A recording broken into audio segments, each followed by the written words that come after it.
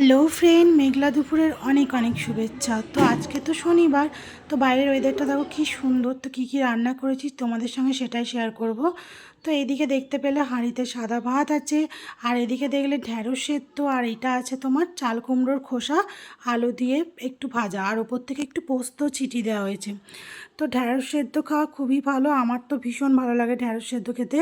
তো যাই হোক, এইদিকে দেখো ঝোল ঝোল করে করেছিলাম পোস্ত, আলু পোস্ত, ঝিঙে আলু পোস্ত, যেটা বাচ্চারা ভাত দিয়ে খাবে। তো তারপরে দেন আছে দেখো শুক্তো। সব রকম সবজি যেহেতু ছিল, তাই ডাঁটা ফাটা দিয়ে একটা শুক্তোর মতন করে করা হয়েছে।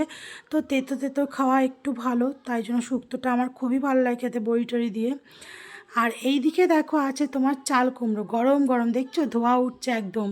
আর চাল কুমড়ো খেতে আমার খুবই ভালো লাগে, এতে ছোলা দিয়ে আমার আরও ভালো লাগে, বাট ছোলাটা ছিল না বলে স্কিপ করে দিয়েছি। তো এইদিকে দেখো ওল মাখা, আছে লেবু। কেমন লাগলো আমার দুপুরবেলা রান্না বান্না, প্লিজ কমেন্ট করে জানিও। চলো টাটা, বাই বাই।